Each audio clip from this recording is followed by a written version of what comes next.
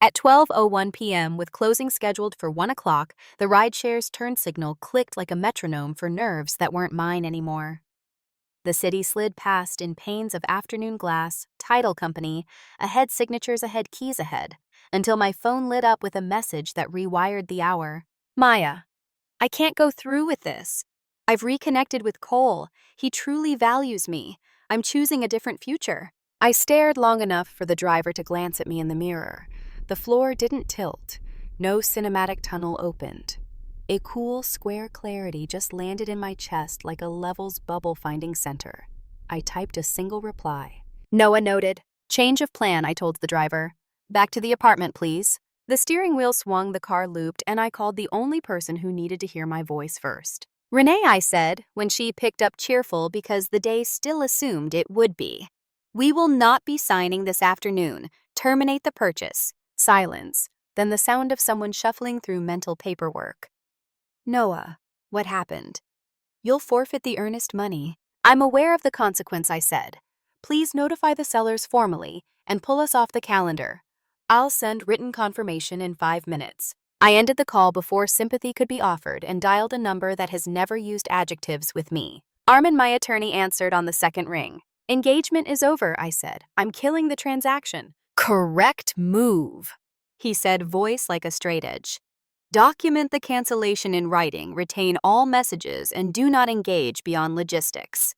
The deposit is gone either way. Losing it now is cheaper than financing a disaster for 30 years. Back at my building, the elevator hummed me up to a hallway that smelled like lemon cleaner and other people's dinners.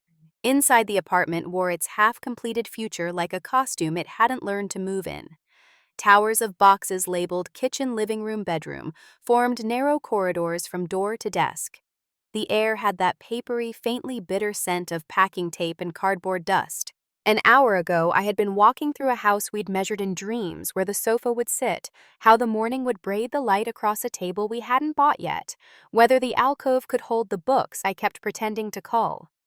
Now the key I wasn't going to receive felt less like a loss and more like a lock I wouldn't have to pick for the next decade. I opened my laptop. The desktop held a folder called Purchase Hawthorne, and because I am the kind of person who plans for weather on clear days, another called contingency.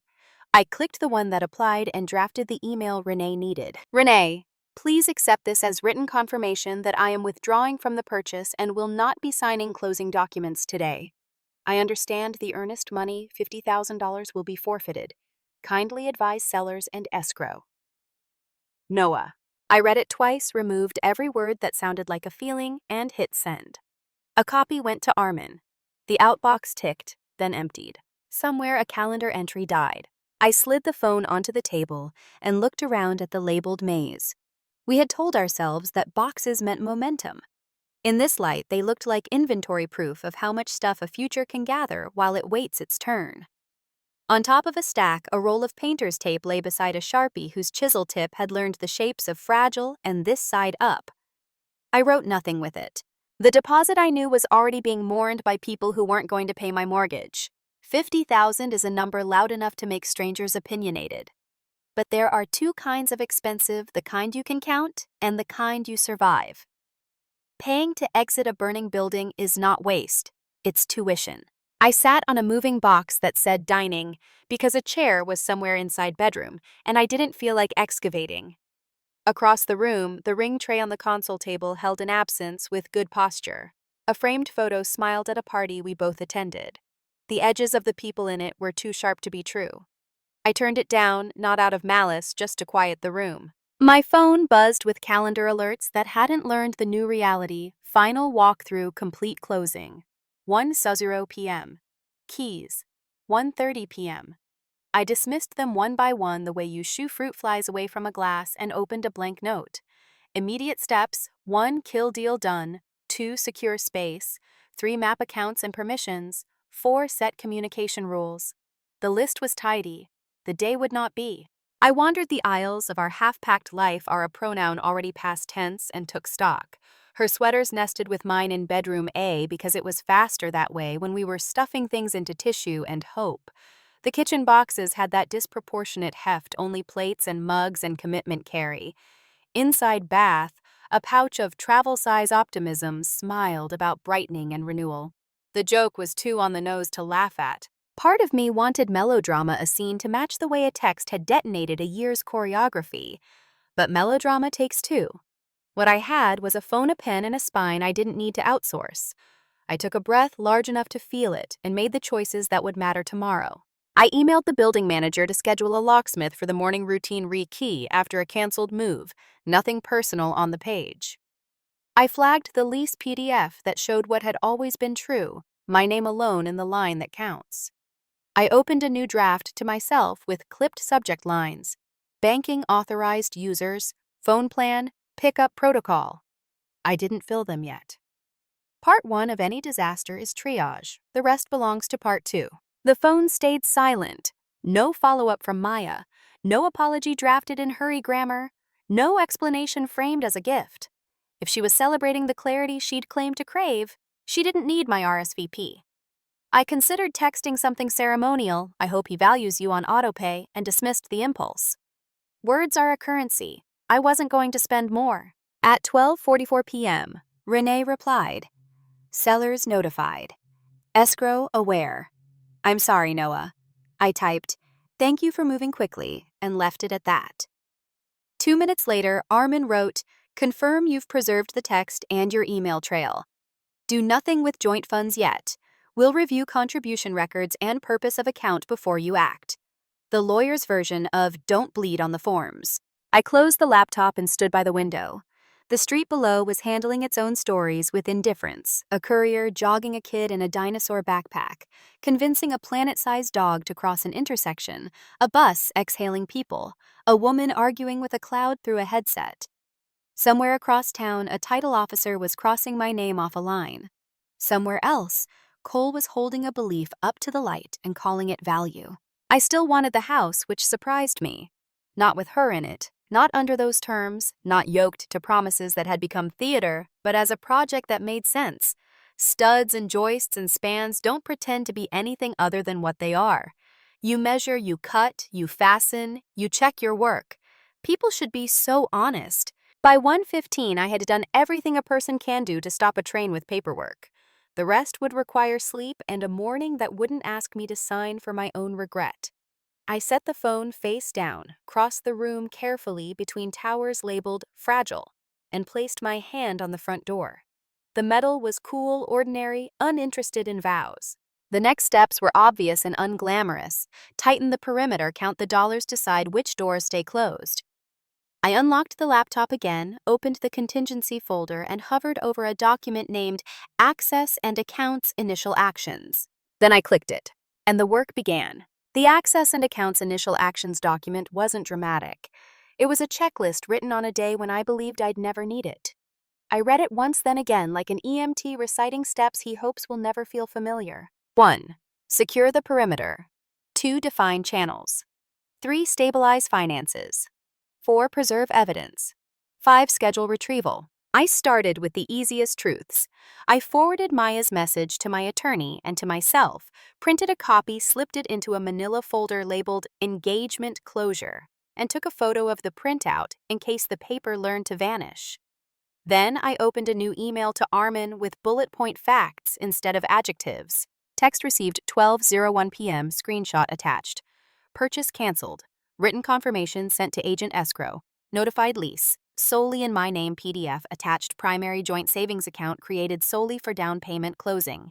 Contribution records attached approx. 80-20 split Noah Maya. His reply landed while I was still rereading my own message. Good.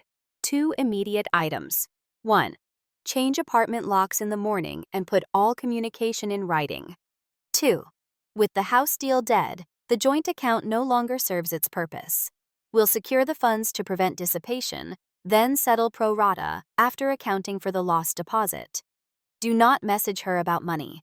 Have her counsel contact me. A. The legal phrasing steadied me the way a plumb line steadies a wall you want to trust. I emailed the building manager, Lucia Reiki, front door tomorrow morning, standard turnover. I'll be on site at 9:00 a.m. Her reply came back with the calm of a person who has met every version of human drama. Confirmed. See you at 9, $145. I added the fee to a spreadsheet titled Incident Costs because numbers tell stories with less gossip. Next, define channels. I composed a short template I could live with later. Maya, please use email for all communication. To retrieve personal items, reply with 3 proposed windows this week. A third-party moving team will bring boxes to the entry. For everyone's comfort, retrieval will be supervised. Noah, I didn't send it yet. Locks first, perimeter before protocol. Stabilize finances. The joint savings account was a cord we had both tied around our wrists when the plan was to jump together. She had cut her end. My turn was less poetic. I called the bank and asked for a human who knew the difference between policy and possibility. After 2 menus and 1 hold tone that thought too highly of itself, I reached a rep named Malik. Joint account ending 0432, I said. Purpose was a down payment and closing costs for a purchase that's been canceled. I need to safeguard the funds from further activity pending settlement. We can place a temporary restriction, he said, already typing, so no external transfers are permitted until an authorized owner requests a review. Do you intend to move the funds? Yes, I'll initiate a transfer into my individual savings for custody. My attorney will handle the breakdown after we account for the forfeited deposit. I'll note the file, he said. Send me a written instruction via the secure message center with the word safeguard in the subject. It helps triage. I drafted the instruction while we were still on the phone. Subject safeguard request joint 0432 purpose-specific down payment account. In the body, I listed dates, deposits, and the line every compliance team loves. All activity is fully documented. Settlement will be handled by counsel. Restriction applied, he said after a soft pause. You're clear to transfer. I opened the bank portal, watched the cursor blink inside a field that had felt so benign when the plan had been a wedding, and moved the full balance to my personal account with a precise memo, custodial transfer house fund settlement per counsel. The confirmation screen displayed a reference number that looked like a plate of alphabet soup. I took a screenshot. Malik reminded me wires of that size sometimes batch overnight. I told him that was fine. Security was an outcome, not an instant. Next, authorized users. Maya carried an extra card on my main account because it was convenient when we meant something. In a separate tab, I navigated to manage cardholders and clicked remove next to her name. The site asked if I was sure the way a polite stranger asks if you want a receipt. Confirm. A green check appeared like the end of a small war. Phone plan next. I had added her line a year ago when it felt like kindness. I removed it now with the same tenderness you use to pull a splinter. Careful, not cruel. Streaming services cloud storage, a project management app we had briefly used to pretend we were running our home like a firm clicked through revoked reset. I wrote down every change as I made it. Paper doesn't have to remember. It only has to testify. By the time the light outside thinned from resolute to reluctant, I had a map of my life without her hinges. It looked clean. It looked almost empty. I ordered takeout and ate it standing by the counter because chairs assumed more leisure than I possessed. At 8:07 p.m., a text came in from an unrecognized number. Open the door. 3 dots. Noah, it's me. My key isn't working. What are you doing? The building camera chimed. Our buzzer app popped a still of Maya at the glass hair pulled back, jaw set for a fight she thought would be easier than it was. I thumbed a reply I had written 3 hours ago and saved as a draft. Use email, will schedule a pickup window, the entry will be supervised, you will not be entering the unit. N. Replies arrived hot, then hotter. You can't lock me out like this. We built this life together. I need my clothes, my laptop, you're being vindictive. The temptation to fight on the medium she preferred rose like a bad idea and receded. I put the phone face down and went back to dishes I hadn't dirtied until the buzzing stopped. At 8:29, my phone rang with a number I also didn't recognize. I let it go to voicemail. It called again. Then again. On the 4th, I answered and put it on speaker. Noah, a man's voice said, bright and authoritative like a motivational speech. Cole, we should talk. We don't have a we, I said. You took the money, he said. From the joint account. That's theft. It's documentation, I said. The account existed for a specific purchase that no longer exists. Contributions were not equal. The deposit was lost. Settlement will follow contributions minus half the loss because Maya co-signed the purchase agreement. Have her attorney contact mine. "You're leaving her stranded," he said. "That's not how adults behave." "Adults don't abandon contracts by text an hour before closing," I said. "But here we are." "You can't cut off her card," he pushed like a man who hasn't met the math he thinks he deserves. "She needs to live." "She has her own accounts," I said. "She has chosen her own future. My accounts aren't in it." There was a silence in which he attempted to invent a rule. When none arrived, he hung up. The room regained its oxygen. At 9:04, Armin forwarded a one-line email from a Gmail address that threatened itself into legitimacy. "We demand that Mr. Gray immediately restore Ms. Patel's access to all joint funds and household accounts." Armin's cursor blinked under his reply draft when I called. "Don't worry about tone," he said before. "Hello, that's my job. I'll send a letter in the morning with the ledger and the law. Meanwhile, keep everything in writing. No more calls." The night behaved. I slept with the kind of exhaustion that has less to do with sorrow than with decisions executed all the way to the period. Lucia arrived at 8:57 a.m. with a locksmith who smiled like a person who collects other people's worst days and puts them gently in a box. 20 minutes and 3 clicks later, the deadbolt turned like a fact. I tested it twice and signed the invoice. The new keys were brass and ordinary. I labeled one, "No Affront," one, "Spare Safe." I spent the late morning making order visible. I walked each room with a legal pad and wrote 3 columns: "Keep, Return, Dispose." I pulled a banker's box and filled it with mail that had Maya's name passports, a few car service receipts she might need at tax time, and a slim leather folio I'd bought her when we toured open houses and used the word "ours" with conviction. I sealed the lid and wrote "Maya Documents" in block letters. On the entry console, I placed a small stack of glossy prints I found in a drawer, weddings we had attended, holidays, that had looked good on camera, and put a sticky note on top. "Personal photos take if you want." At noon, Armin's letter went out certified and via email. He CC'd me. The first page was the only one any sane person needed to read. Joint Savings Act 0432 established solely to fund down payment and closing costs. Contributions: Mr. Gray, $80, $412. Ms. Patel, $20, $375. Statements attached. Purchase canceled by Ms. Patel prior to closing. Earnest money deposit $50,000 forfeited under contract. Signed by both funds, secured in trust pending settlement. Proposed settlement refund. Ms. Patel's contributions, less $25,000 her 50% share of forfeited deposit. Balance to Mr. Gray. The last paragraph was a small, elegant threat: cease public misstatements regarding theft or financial abuse. Preserve all communications for discovery. Direct further contact through counsel. The tone was cool enough to keep drinks on. By mid-afternoon, the bank confirmed the transfer had posted. Malik sent a secure note polite as a tuxedo restriction lifted per request.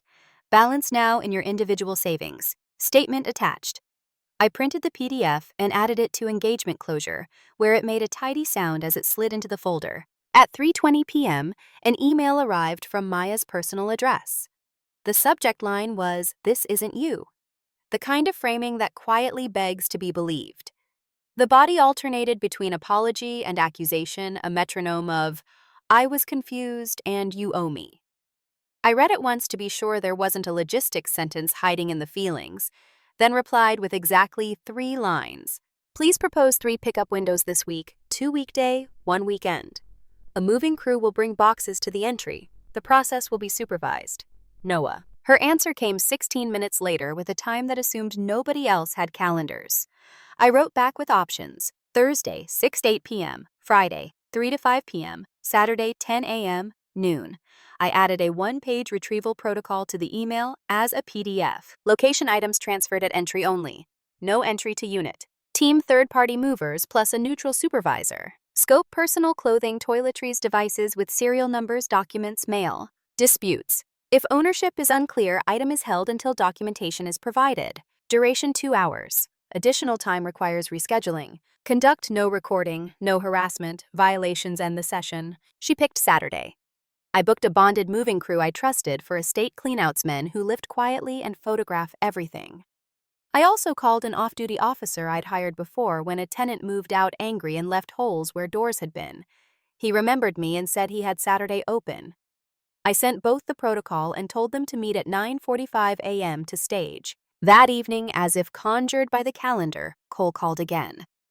I let it ring. Then I turned my phone to Do Not Disturb and took a walk along the river. A kid bounced a ball against a wall until his mother told him the wall had feelings. A runner stopped and stretched in a way I envied for its uncomplicated purpose. I watched the water move around obstacles instead of demanding they move first. On the way back, I bought a pack of labels and a heavier Sharpie. The entry looked like logistics. Now bankers' boxes stacked neatly. Maya documents on top, a single chair near the door for the officer. A dolly leaned against the wall.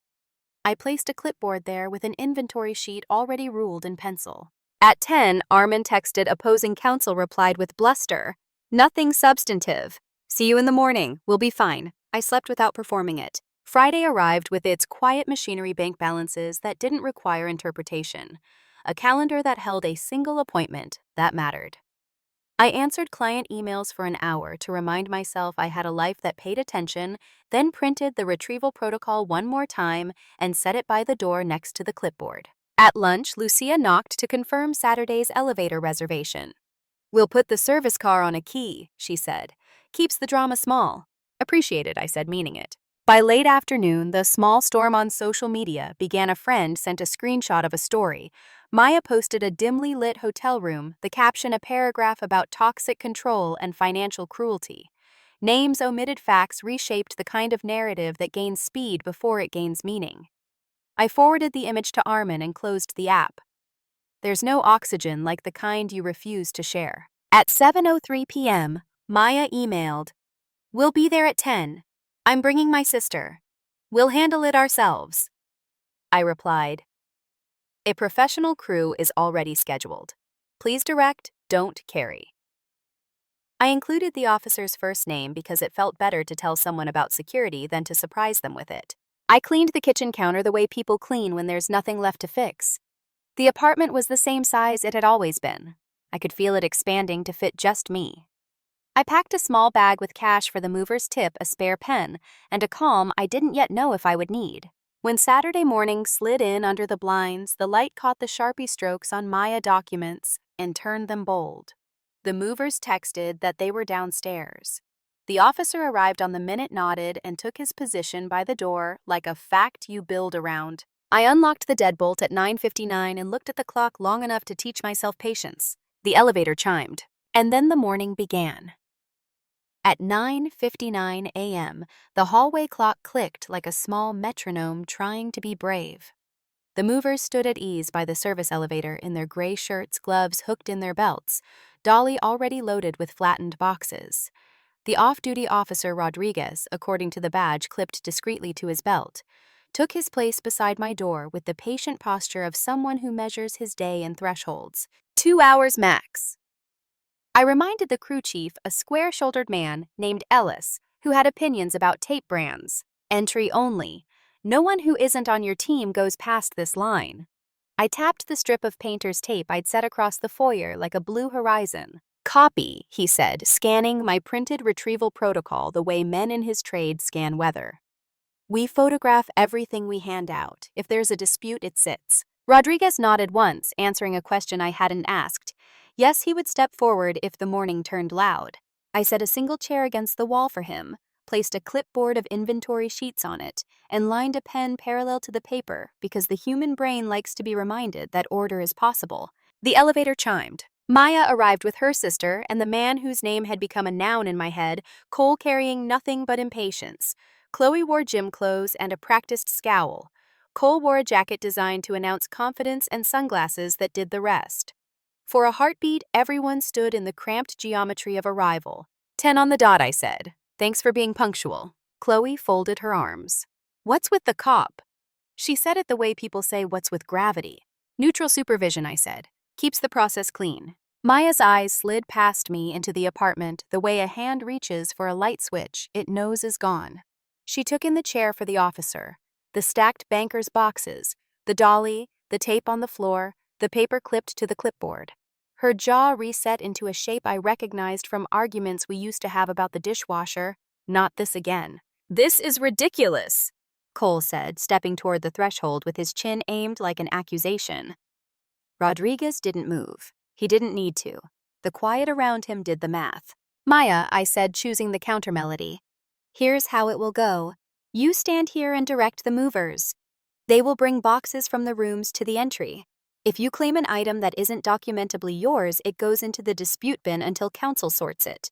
You'll sign the inventory when we're done. No recording. Chloe already had her phone out. Rodriguez raised a hand.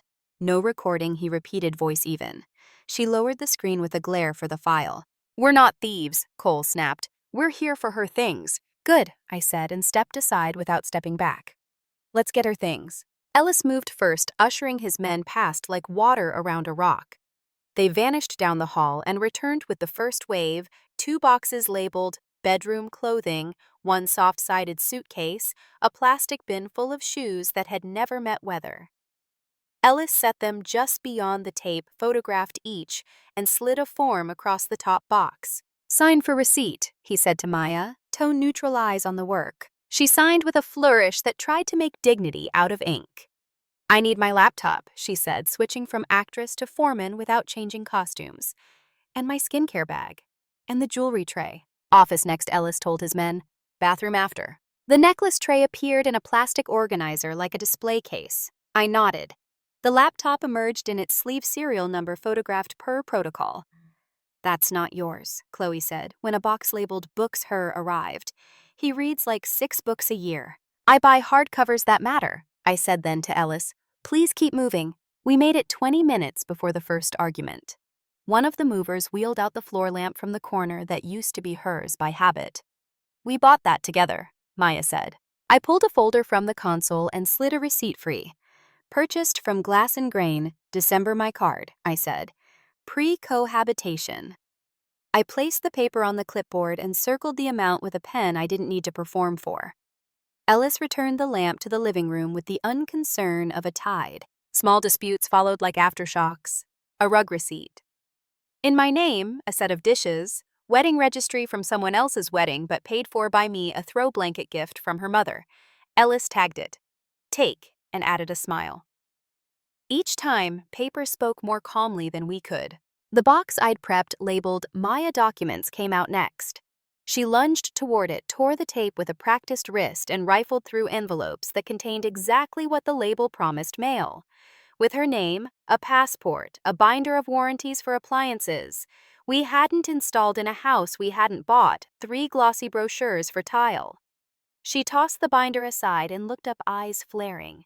Where's the folder with the closing documents? The bank statements? Your ledger? With counsel, I said. All relevant documents have been provided to your attorney. Any additional requests should go through them. You're hiding things, she said, voice going thin in the middle like a cheap shelf. I'm filing things, I said, and nodded for Ellis to resume the flow. Cole made himself larger. You're squeezing her, he said, pointing at my chest the way men point when they want to pretend proximity is proof. This isn't who you are. You don't know who I am, I said, tired of the script. But you're meeting who I am when boundaries are tested. Rodriguez stepped half a pace forward. Let's keep it to the move, he said, a sentence that contained a warning and an invitation. Somewhere in the second hour, the air shifted. The piles at Maya's feet had become taxonomy. Shoe sweaters, a nest of chargers, a toiletry bag that rattled gently like a decision you can't unmake. Chloe retreated from contempt to logistics. Do you want the white blazer, or is that the old one? Which is to say, back to being helpful. Cole quieted in that particular male way that means the audience hasn't arrived. Ellis's crew kept working like good weather. We stumbled once more over the office door like every story stumbles over a locked room. Maya pointed past the tape line. I need to check the desk drawers. No, I said. Anything with your name is in the documents box. If you think there's something else, have your attorney list it and we'll search together next week with a third party present. That's controlling, she said. That's documentation, I said, and looked at Rodriguez, who held the air exactly where it belonged. At 11:41 a.m., Ellis stacked the last of the bath boxes at the tape and tore a final strip of packing tape with that crisp sound logistics make when they're winning. He set the clipboard on the top box and tapped the signature line. Maya signed and printed her name neatly as if clarity counted after all. Anything else, Ellis asked, already coiling straps. Maya's eyes did a slow lap of the entry, the kitchen counter, the chair, the door. She pointed at the framed photo I had turned face down hours before, that she said softer. I lifted it, checked the back for ownership marks because habit is a scaffolding, and passed it to her without ceremony. She didn't say thank you. She didn't have to. Some receipts are human. They loaded the elevator. Rodriguez handed me back the clipboard and nodded once the way professionals salute other professionals. I tipped the movers, thanked the officer, and stood in the sudden, uncluttered quiet of a foyer that no longer had anything to prove. The door closed softly. The deadbolt turned like a period. For 10 minutes, I did nothing on purpose. I listened to the apartment breathe. I made coffee and drank half of it standing by the window. I put the empty chair back at the dining table and realized dining could be plural again. Then the afternoon tried to become the internet. A friend texted a screenshot Maya's story, a dim hotel lamp captioned with a paragraph about escaping a controlling situation and having her savings seized. Names omitted, details upgraded to fable a choreography of sympathy. Chloe reposted with heart emojis and a line about supporting women. 3 acquaintances I barely knew added comments to nothing in particular, always knew something was off. Men like this don't change. I didn't reply to the friend. I forwarded the screenshot to Armin with the word noted and put my phone face down so it could argue with itself. Armin called because I pay him for words that land like bricks. We'll handle it, he said. The settlement letter went out certified and by email this morning. Her counsel has it. I'll add a short paragraph reserving our rights regarding defamation and demanding preservation of posts. He emailed 15 minutes later. I read the first page twice, not because I needed to, but because craftsmanship is soothing when people aren't. It was the same tidy math we'd already laid out, now wearing firm shoes contributions documented. Earnest money lost under a contract she signed. Funds secured pending pro rata refund. Proposed offset for half the forfeited deposit. Demand to cease false statements. Notice of our intent to pursue damages if the lies kept earning clicks. By evening, the social media storm had moved from thunder to wind. Mutuals began asking questions in the comments with the kind of politeness that cuts. Wasn't the lease in his name? Didn't you leave before closing? Screenshots breed other screenshots. I didn't watch. I cooked eggs and oversalted them and stared at nothing with the uncomplicated satisfaction of a person eating food he made himself. At 8:12 p.m., Cole called from an unknown number that thought it was brave. I let it go to voicemail. He texted instead. She doesn't have enough for a deposit. You're cruel. I answered with the sentence I'd been using like a walking stick. Please direct further communication through counsel. Noah. The next morning held its shape.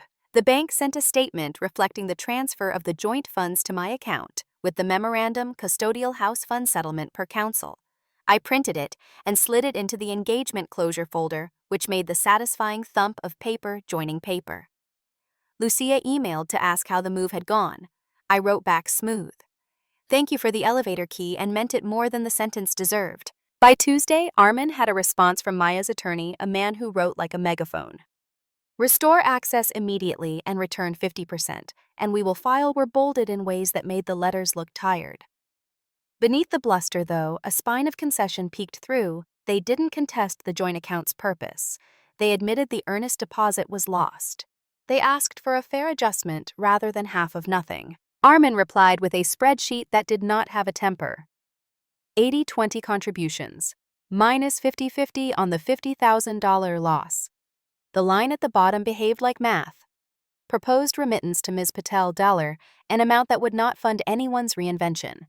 He set a response deadline and CC'd opposing counsel's managing partner the clerical equivalence of opening a window. When I left for a site visit that afternoon, the apartment looked newer. The space where her boxes had been looked like a recess the room had outgrown. I ran my hand along the back of the sofa like a mechanic runs a hand along a hood he trusts, and took the stairs instead of the elevator because my legs told me they could. People kept sending me takes. I muted conversations and turned my attention to square tasks, a countertop that needed templating, a client who wanted to move a wall that steel wouldn't allow, a subcontractor who finally returned a call.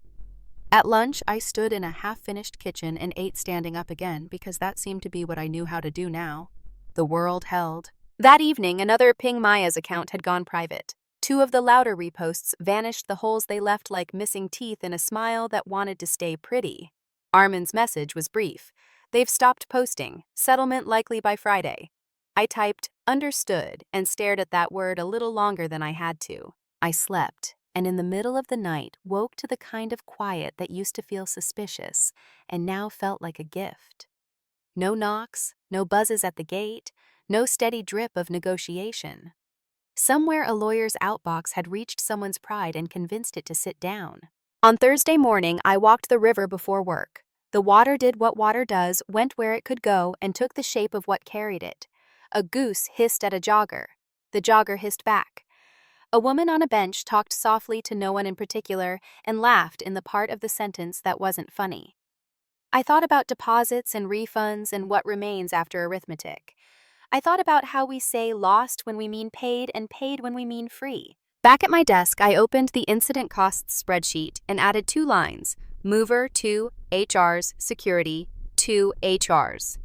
I totaled the column and watched the number settle into itself. It looked like tuition again, the cost of a class I hadn't wanted to take and would not repeat. Later that day, a courier dropped a thick envelope from Armin's office. Inside, copies of everything, tabs like a well-kept garden, a cover letter that could double as an obituary for a story that had finally stopped insisting it was a romance.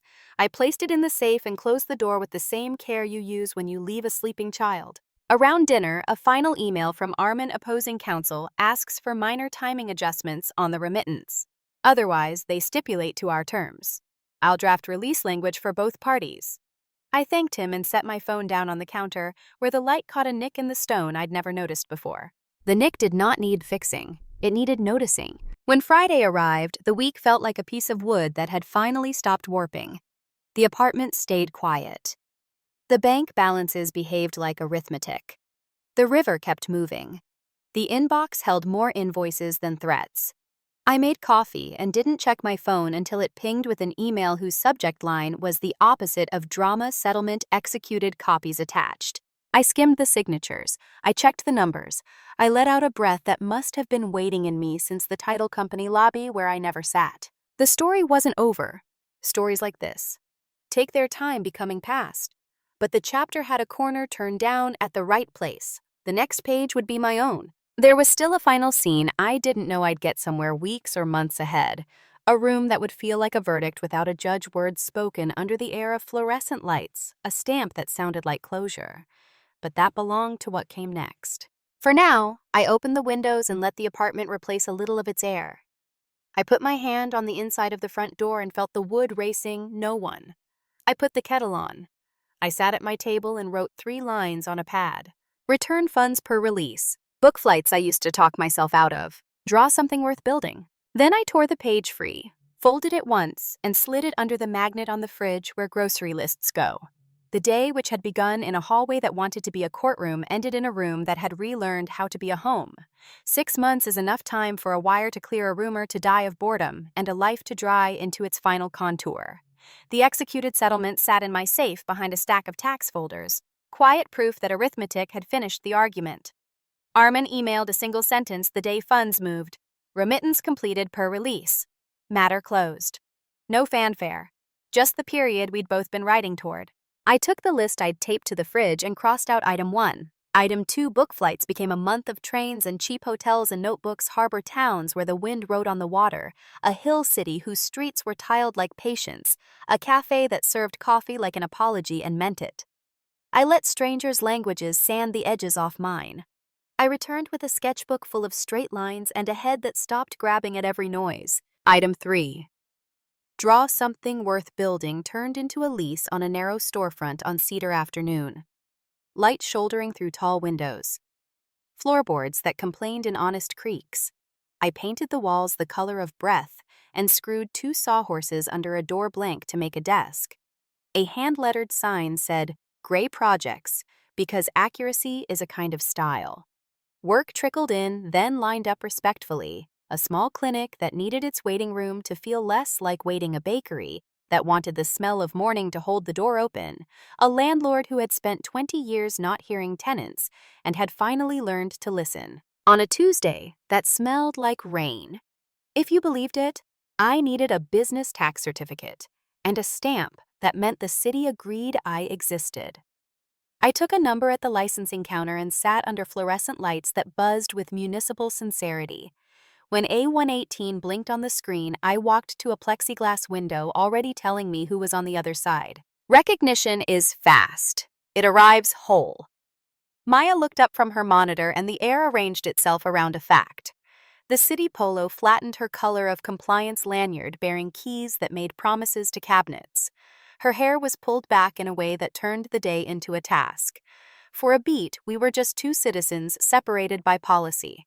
"Good morning," I said because it was. She blinked, the calculation failing and resetting. Application she managed. I slid a packet into the metal tray.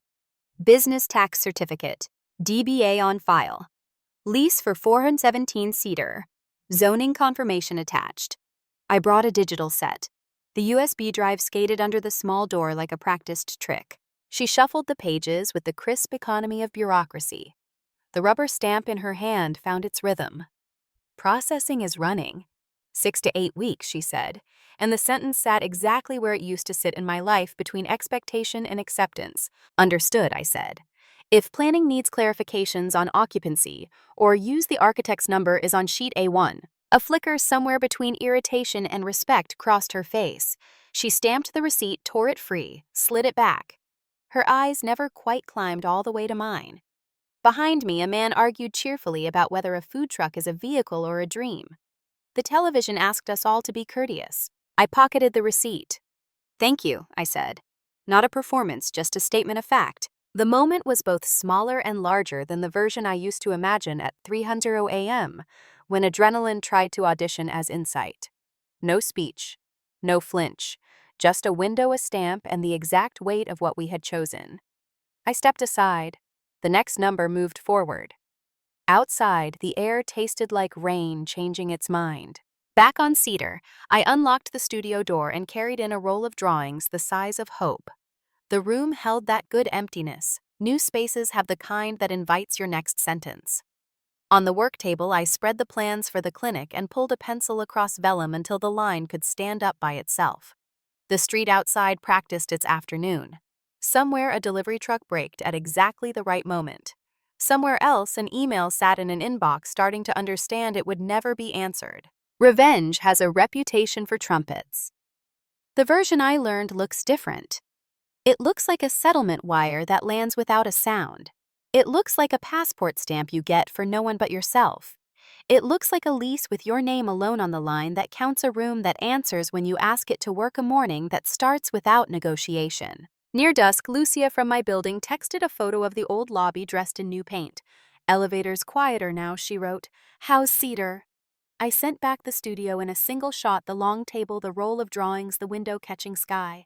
"Breathing better," I wrote. I flipped the open sign I had hesitated to buy. A couple wandered in to ask about a shelf. A neighbor leaned on the doorframe and said he was glad someone had finally done something with the place. I said me too. We spoke about measurements as if they were vows. We scheduled a site visit. We shook hands. When I locked up, the key turned like a fact that doesn't need witnesses. I stood for a second in the doorway and let the street lift and set, lift and set. The day had hands. They were empty now, and that was the point. On the wall behind the desk, I'd taped one line from my notebook, written months ago, on a train that didn't care who I was, "Build only what will hold." It was instruction and epitaph and promise in 6 words. I turned off the lights. The room kept its shape in the dark. Thank you so much for listening to today's story. If this story resonated with you or made you reflect, I'd love to hear your thoughts, so feel free to share them in the comments below. And don't forget to like, subscribe, and hit the notification bell so you won't miss the next story.